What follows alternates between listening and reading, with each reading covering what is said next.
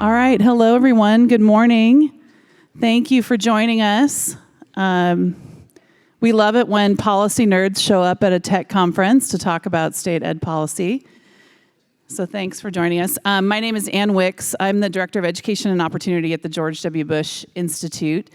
And I'm joined here today by a great panel of folks who are helping others lead in states. I'm sure you all know, I'll just give you the quick primer.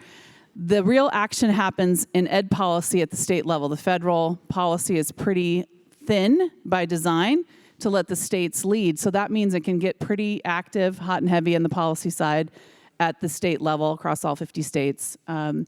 You'll see people always paying attention to the big ones, but sometimes the best innovation comes from other pockets. So today we'll talk a little bit with this great group of leaders about what it takes to actually attempt to create policy that has a shot at helping kids. We hear a lot in the news cycle about tidbits of, this great soundbite, this great pontification by a state leader about what will make a difference. And we'll talk about what that really looks like from the sausage making of state policy. So joining me today, Carissa Miller, who's the Chief Executive Officer, the CEO of CCSSO, which is the Council of Chief State School Officers, the hardest acronym to get through all the letters for. Next to her is Jen Alexander, who's the Executive Director of the PI Network, which supports state advocates across the country. And then she herself ran an advocacy organization in Connecticut. And then next to her is David Mansouri, who is the President and CEO of Tennessee SCORE. And all the way on the other end, Amanda Aragon, who's the Executive Director of NewMexicoKidsCAN. So you've got some great state leaders who've been doing this a long time to help us out. One of the things that we'll talk about is just how do you actually make sense of lots of outcome data, lots of data about all sorts of things happening around education.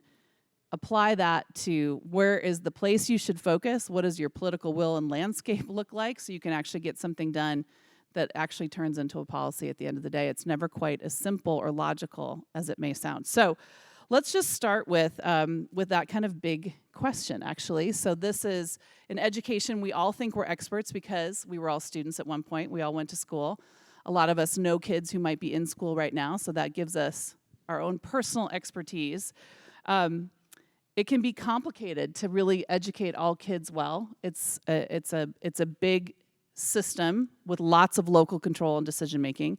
And it seems like, particularly now, as we are coming through and out of COVID, it's what's happened to kids over the last 2 years has been merciless in some cases, and many kids have had a deeper impact than others. So how do you decide, given all that, where to start? And so Jen, I'll start with you. You look across the state. I know that was unfair, but Jen, where do you decide where to start with that?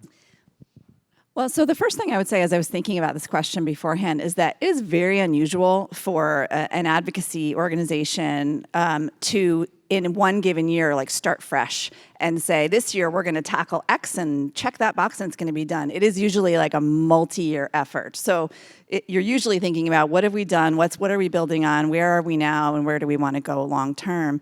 And for me, when I was leading this work and what I see a lot of our members do is try to weave both where are families, communities, what do they want, what are educators asking for, what are district leaders asking for who we consider to be really high-performing leaders, where's the public will, and political will, and how do you marry, and what does the evidence say about both need and what works, and how do you marry all of those things together into an idea moving forward that has support, that meets an expressed need, and that is backed by evidence, and that is like a super messy process. But that's sort of, I think, the special sauce, and there's different processes you might kind of follow to get there, but I think those are the ingredients. Carissa, why don't you tell everybody a little bit about what CCSSO does? You yourself came out of a state Department of Education, but your organization serves the ed chiefs in the state government in all 50 states. And so how do you support them in thinking about this? Yeah, our organization represents 58 state leaders. That includes the territories, Department of Defense, the Bureau of Indian Education as well. But we think about it in a couple of different ways. State leaders have to implement a lot of times. And I think we'll get into talking about how they come about that, because every state has a little bit of a different context. And I shared with you, I was going to share a story I'm going to tell on myself about policy, because I think about policy a little bit differently, that not everything should be a policy. And I liked what Jen just said, which is like, think about it in the whole context, and think about it in the whole context of the particular state that you're working in, because context matters. So I came to the State Board of Education in Idaho in 2002.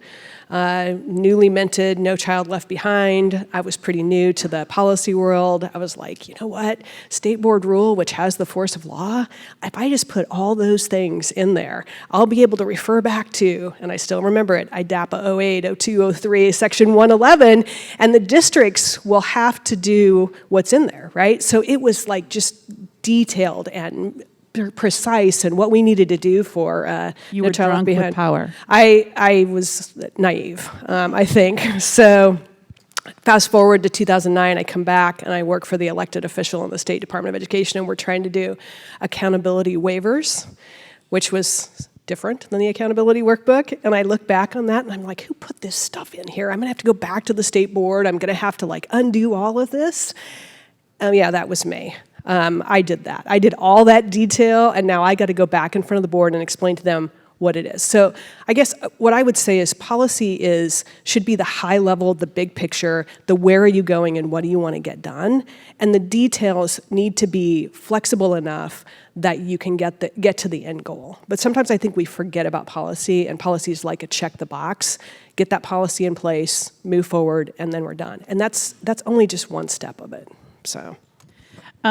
David and Amanda, I'd love for you guys to talk just a little bit about what each of your organizations does. For people who are not familiar, David, you're focused solely on Tennessee, and you do a range of different things. Why don't you share a little bit about where Tennessee SCORE focuses in the state?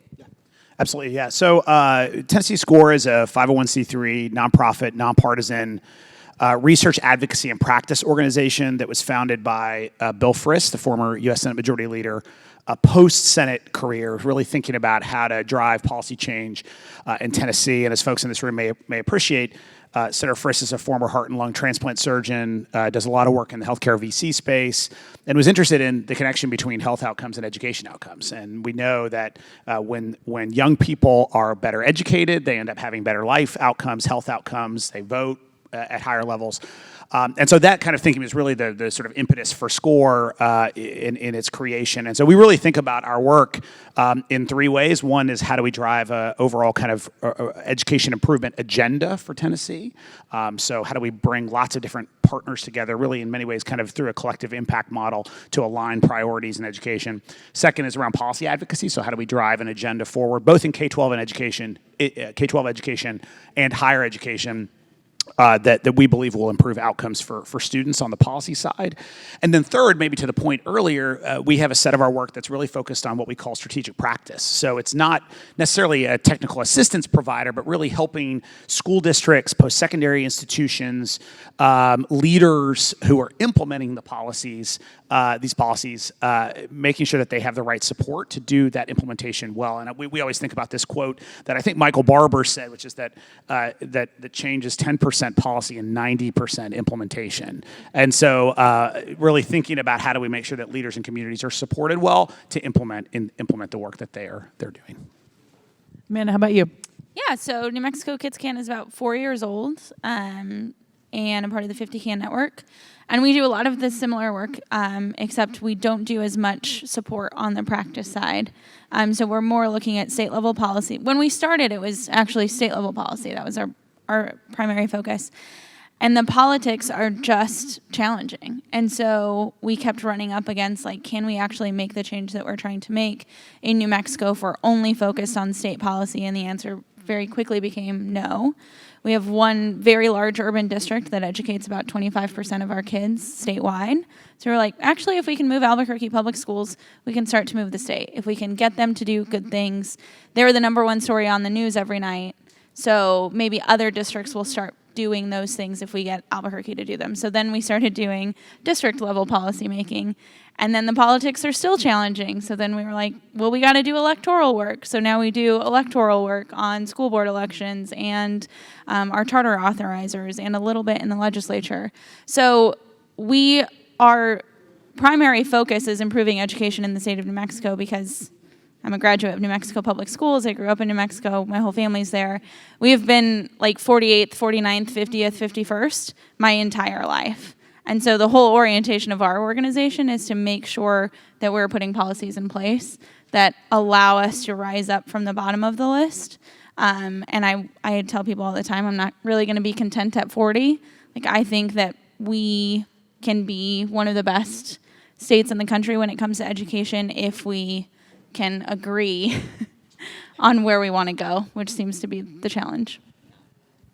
Can I say, so I was just in the session this morning, and the founder of Europe said something that really struck me as I was heading into this panel. He said, I was talking about programs, and I know a lot of people here kind of run programs. He said, programs don't change the world. Great programs change people's lives, but they don't change the world. Systems change does. And I think when you think about the through line between that conversation and this one, we're talking about changing systems through changing policy that enables great programs to go to scale. That's a perfect way to think about as we always describe it, the sexy work of systems change, right? Everybody loves that. We all do. Thanks for being part of the party. But it's really different because the reason we're all here is because in our minds we have pictures of kids that we know personally, that we've met, that we know deserve more than they have. But we also are here because we see, sometimes you see the matrix, right? Like we see the system of things that work, perverse incentives sometimes, competing incentives, disincentives, all sorts of things in our system because we don't have a national curriculum, a national uniform of education, system of education, right? We've got lots of ways that it shows up for kids all over this country, to the good and to the bad, and that's what we care about. So, all right, so let's talk actually about student outcome data because I know all of you, we care about that. I know you all care about that. That means for us, academic outcome data. I'd love to hear you all talk about how you think about that in your work, where it is helpful, where it gets in the way sometimes in conversations that you have to get people to care about what's happening policy-wise with kids. Carissa, you have a different take on it, right? Because you're working in this with the state chiefs inside the system. How do you think about student outcome data or use it with state chiefs? Yeah, I mean, it's incredibly important. My philosophy on data have always been that, you can't go anywhere if you don't know where you've been, right? I mean, it's absolutely critical. I also think, I reference back to the accountability waivers. We learned a lot by adding some additional information. So as someone who's worked in data for a long, long time, I think about it as having a whole picture. That means that we have to have outcomes data, but we also have to understand where we're going with other sets of measures. Growth modeling, for example, was huge. I'm showing my age that we didn't have that back 15 years ago. I know that's surprising to some people, but we didn't have growth. We didn't have the way we think about that. I also think it's hard because there's a lot of things that are immeasurable, and we need to figure out how to do that. But that shouldn't diminish student outcomes because at the end of the day, kids graduating and being able to do the things that they can do is the fundamental thing that we need to focus on. Yeah. Amanda, you were just talking about the rankings, right? Most of that is student outcome based. What does that look like in New Mexico? Yeah, so I think it's, when I think about the last 2 years, right, New Mexico made some decisions that I'll say in front of everyone, I think were terrible decisions for kids because we are coming out of the pandemic and we have literally no statewide information about how our students did over the last 2 years because we forewent our statewide assessment for 2 years in a row. And I think in theory, this is like where our work comes into play, right? Because when you're thinking about everything that families and students endured during the pandemic and the state test comes up, it felt like a good decision to say, like, you know what, like that maybe isn't the best use of our time and effort this year. But then now we're 2 years in, we have $1 billion coming into our state from the feds to support kids through the pandemic, and we don't know how to use it, where to send it, what programs to scale, what has worked, what hasn't worked. And that's a problem. It's a problem that we've gone 2 years and we can't with any confidence say, oh, wow, we really lost a lot of traction in these foundational literacy skills, or we lost a lot of traction in these foundational math skills or these foundational science skills, whatever it might be. I think we all know there's a big problem there, but we don't have enough information to diagnose it. So if I would imagine, like, you go to the emergency room and you say, my body hurts, and then that's all your doctor knows, and they don't have any tools or information to figure out, like, is it an infection? Is there a bone broken?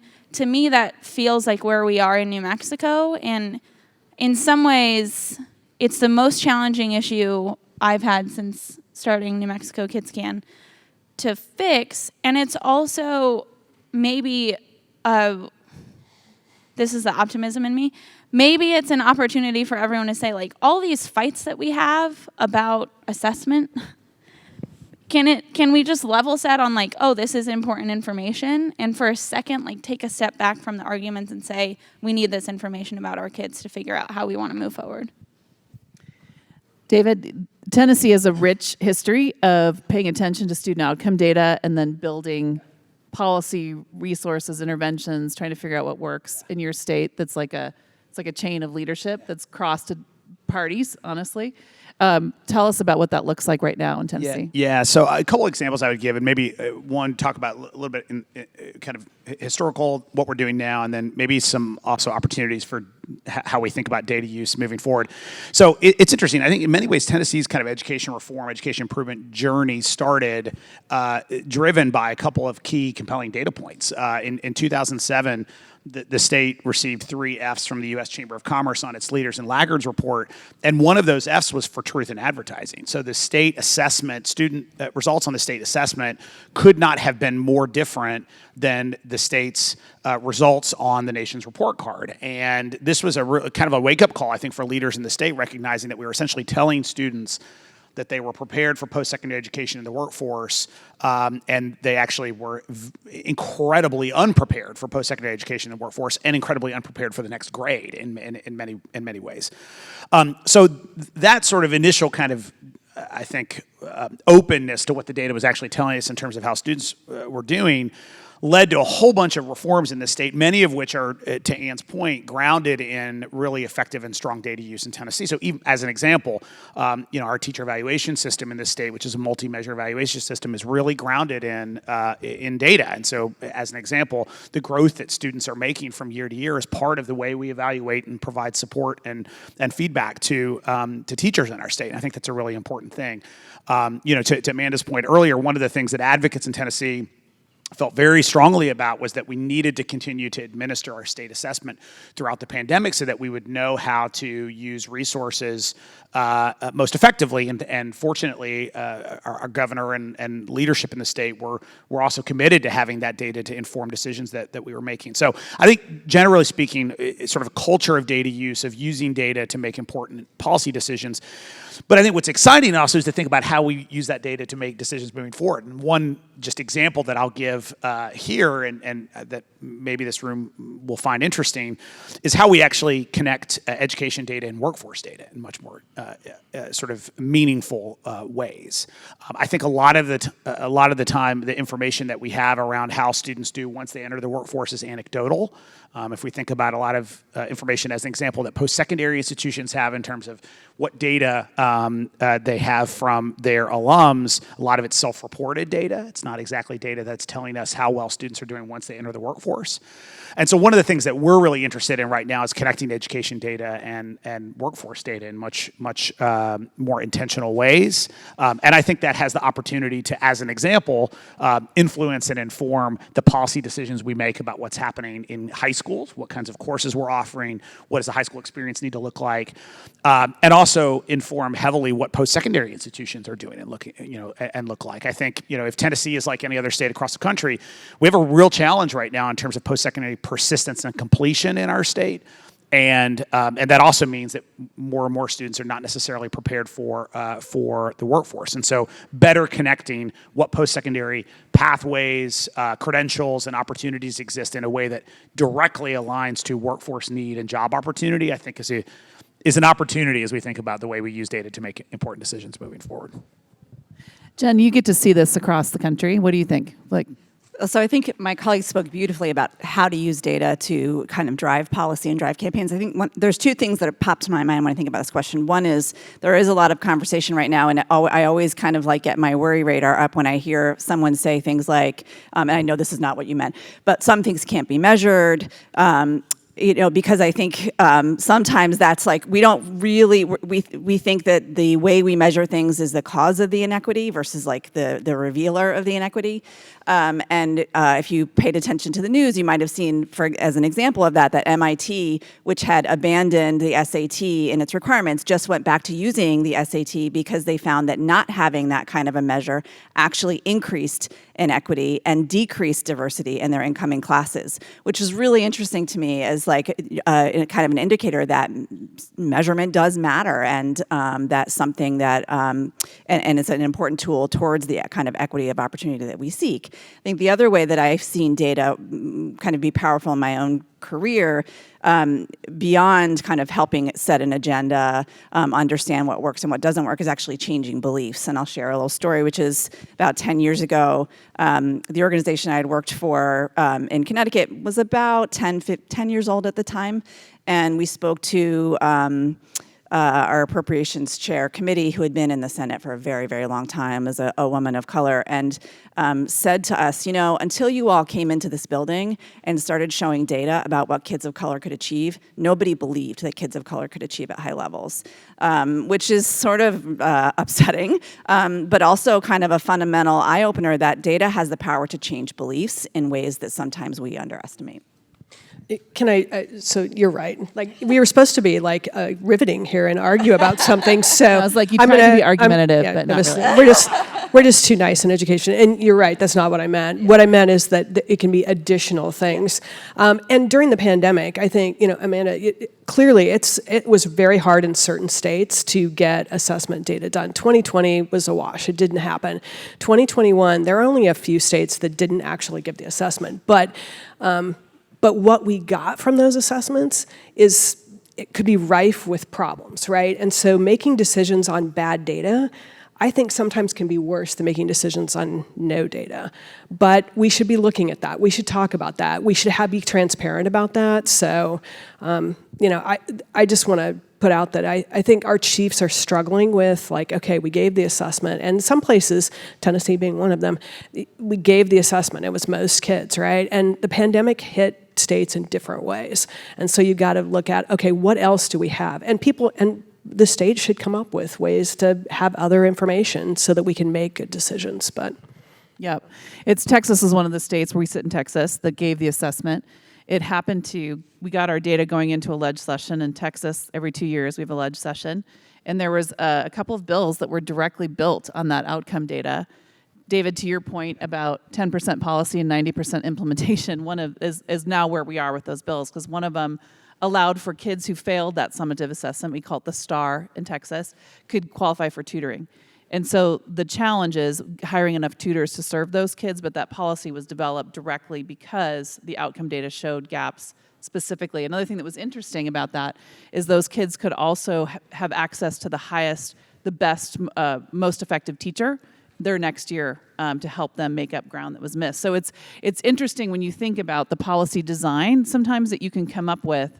We were lucky in Texas because it was to have that data, but that's a little bit of what we're talking about. David, did you yeah, well, and I think that data is like absolutely critical in making these decisions about policy. I also would like add 3 other quick things that I don't want to lose sort of the thread around. One is, being a good listener matters too in making good policy, right? Like actually listening to the people who are being impacted or potentially impacted by policy change. And I think whether how novel, David, how novel. Right? Like, whether that's educators, whether that's parents, I think, and we've learned that the hard way, right? I mean, there are times where you pass policy and you roll it out, and then you realize that was totally, to your point earlier, totally disconnected from what people on the ground actually needed.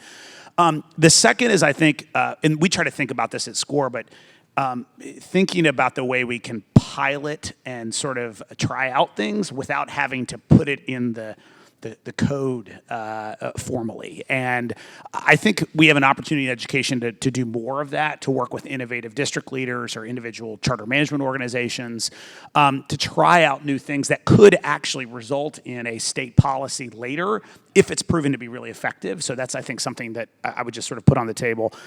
And the third is, one of the things we think a lot about is just like being totally ruthless about stealing great ideas from other people too. And I think one of the benefits of having the sort of laboratories of democracy that we have in our country is the ability to say, hey, look, Texas did this really cool thing. Like, let's try it in Tennessee. And we know it worked. And here's what worked and didn't work. And we're going to craft our policy based on that. So I just think, like, you know, it doesn't always have to start with a brand new idea. I think also stealing ideas can work really well too. Yeah.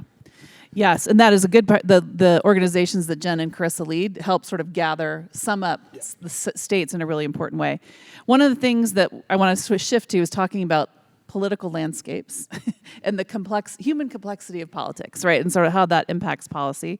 One of the things we did at the Bush Institute, we built one of those dashboards that has outcome data looking from young adult outcomes like wage data back down into higher ed, K-12 outcomes, early childhood, to help do, as David was talking about, policy sometimes happens in silos, but we of course live that in a very connected experience. So if you want young adults in your state to have a agency and opportunity in their lives, be able to earn a median wage or above, have opportunity, what kind of policy would you build to get there? We quickly realized when you put out a lot of data, people say, well, this is a lot. What do I do with it? So we built, Justine, do you want to raise your hand? We have a policy decision guide that we released. She'll give you a QR code if you want to check it. But it helps state leaders take that outcome data and think about their political landscape, the reality of what priorities has your governor set, which party is in charge and what are they for, and what could you possibly get passed, moved ahead, or advocate for that. As a tool to help people. The folks on this stage helped us review it to make sure we weren't totally crazy. But I think that human element sometimes of the policy development is so critical. And I'd love for each of you to maybe give an example in your state, in the state context you've worked in where you think, gosh, we figured it out and it worked well, or wow, that was a swing and a miss, and sort of what you learned from that. Amanda, do you want to kick us off? Sure. I also will say, like, as we kind of delve into this conversation about human dynamics and politics, I think there's being advocates, I think we have to be really savvy about when to weigh in and when not. And sometimes you're a partner and sometimes you're applying pressure to people that you really like, really respect, that you know are working so hard to do good things, but you also know that they need cover. Like, they need someone kind of calling them on the mat to say, do this, because wherever their support isn't allowing them to make the decision that maybe they want to make. And so that is like a crazy world where I think the public hears a bunch of messages, assigns those messages to people in a specific camp. And when the reality is, like, there's a big likelihood that those people are actually talking behind the scenes saying, hey, I know you're going to blast me on the news tonight, but I need you to do it because I need some push to help me make cover with these people. And so you end up in a crazy world someday where you're like, what's happening? Like, what am I doing? What's this person doing? But in New Mexico specifically, I would say one place where I think anytime I say this, I'm like terrified that I'm jinxing it.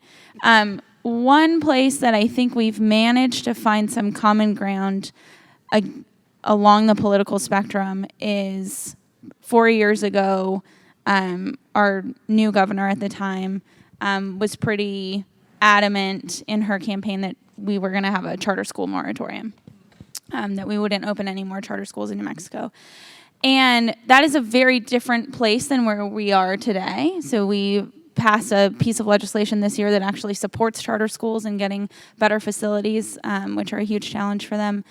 And what we've seen is like now that we've kind of opened up the space, we've seen a lot of our Democrat lawmakers say, oh, I get it now. Like, this makes sense. Before, it was just kind of like an argument, a political argument. Everyone stood on their side. And now I think by connecting our lawmakers with families, by bringing them into the schools, allowing them to see what these schools look like and what they feel like and why families are making the decisions that they are, we've kind of broken down those walls. And I think we are conscientious about making sure that when we talk to people, to lawmakers of a specific party, that we are connecting the messages to the things they care about.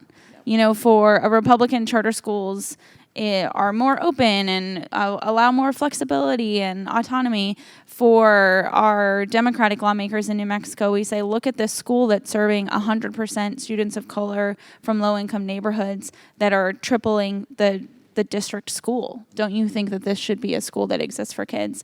And the answer across the board is like, yes, let's do it.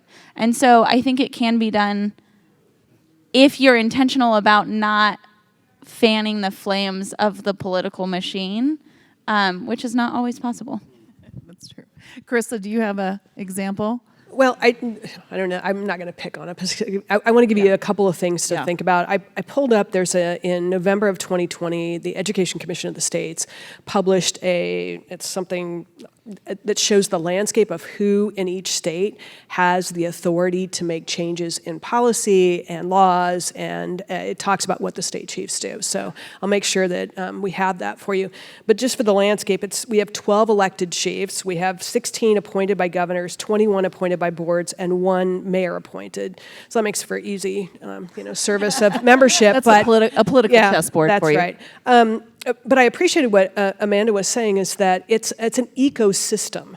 So it's governors, it's chiefs, it's legislatures, it's advocates, and getting around the table, and to David's point, listening to each other and understanding what role you each play in that ecosystem and what role you can put forward. And we just had our conference. State chief said, I get asked all the time to make certain changes, and I actually don't have the authority to make that change, but I need the ecosystem to help move us to make those changes. So I just want to give that fact that I think helps with policy decisions. State chiefs have a lot of implied authority that often far exceeds what they can actually technically do and have to figure out. Well, they have the bully pulpit, and they have a responsibility, and they take it very seriously, but at the same time need the rest of that ecosystem, including these partners on the stage. So.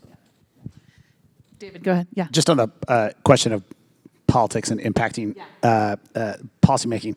So I think one of the things we talk about on our team that's so important to remember, especially at the state context where things in education are getting done all the time, is the people who are making these decisions are like from a place, and they are hearing from teachers every day, and they are hearing from community members every day, and they're making decisions based on real stories of real people in their communities.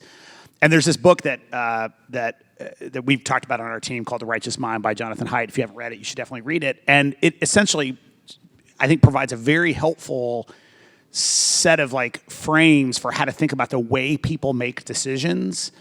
And it's rational, and I think approaching a lot of times policy conversations with a spirit of possibility and with a pursuit of trying to understand why someone has a certain perspective and opinion, and then be realist about what's possible, I just think is such an important approach to bring to state-based sort of policy change. And I think coming to the work with an ideological perspective or assuming somebody is wrong or whatever, I just think is never going to be productive, particularly in the state conversation. And there are lots of examples where people from different parties have voted together on education issues that we've been driving forward, in part because we find opportunities to build common ground based on their various perspectives. But I also think it's just coming to the work from the perspective of we're trying to make policy better and understand the unique circumstances that policymakers are coming to the conversation with. So you're saying sanctimony doesn't necessarily inspire people,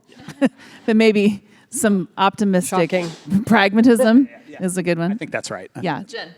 I think what I'm hearing kind of captures what my own experience and a lot of what I see happening in the space is I think you're trying to convince someone to take action or not, depending on the situation you're in, really understanding that person, understanding the values that they show up in the world in, and communicating in their frame and saying kind of what they need to hear versus what you want to say. And sometimes those things are different. And being able to separate those things out to be a really good listener and understand how to move somebody is critical.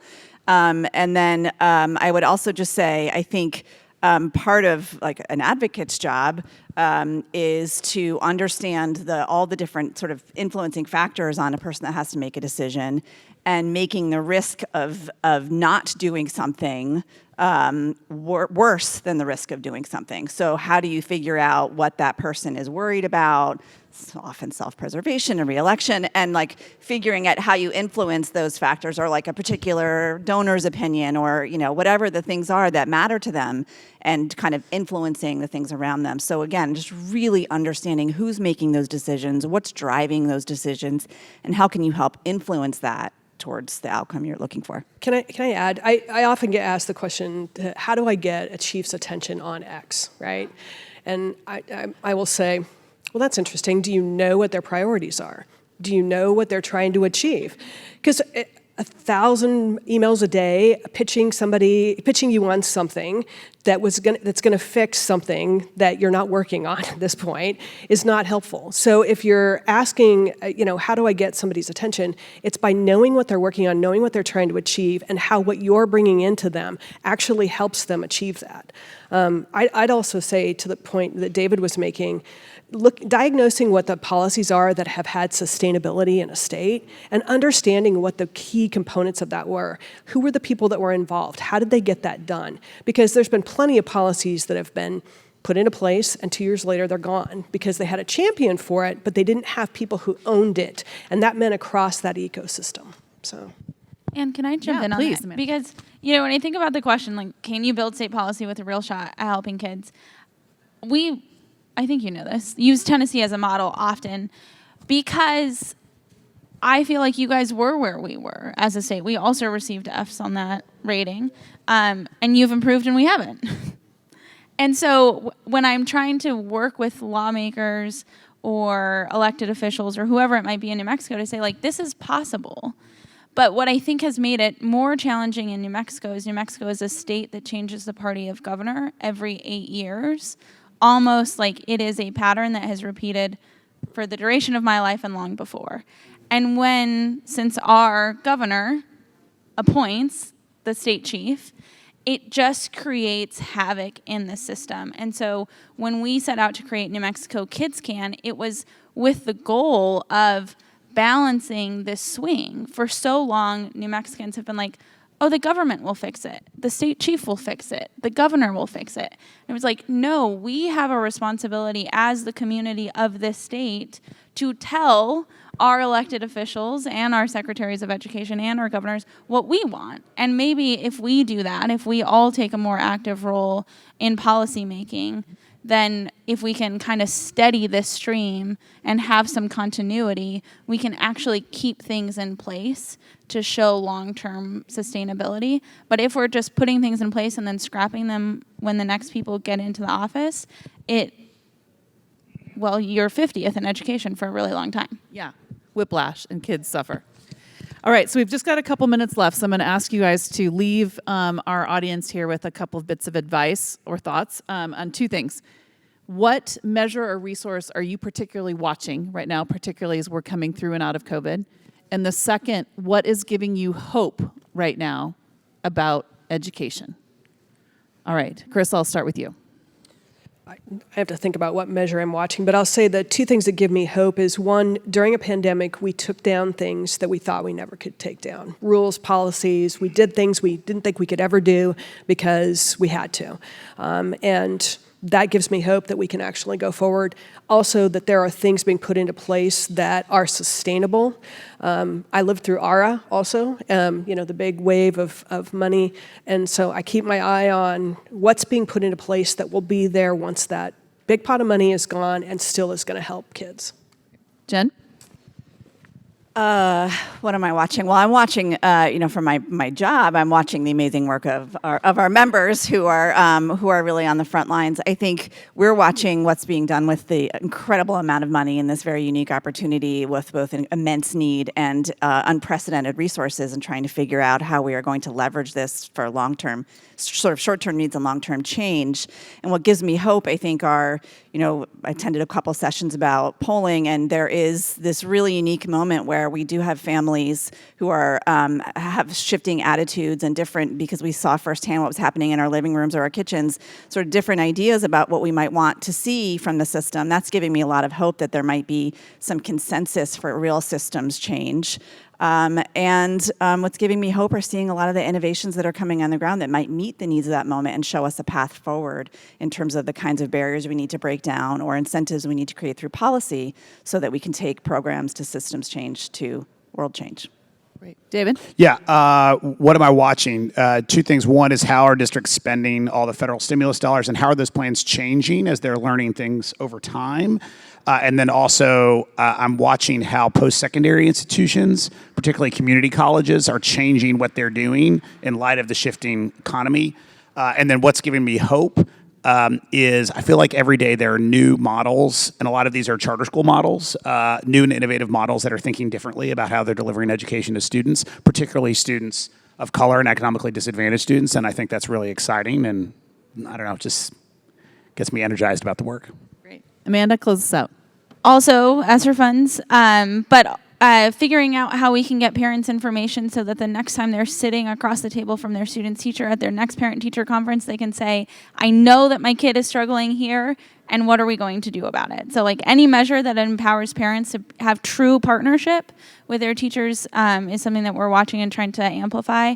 And then what gives me hope is we worked on some school board elections and we did not play into the politics of education at this moment. We did not talk about CRT. We did not talk about all the things that some people want to talk about, and we won those races. So I think there's an appetite for just good, honest conversation about what our schools can and should be doing. Great. Thank you. Well, please join me in thanking this panel for their time. Grab a QR code on your way out and enjoy the rest of the conference. Thank you all.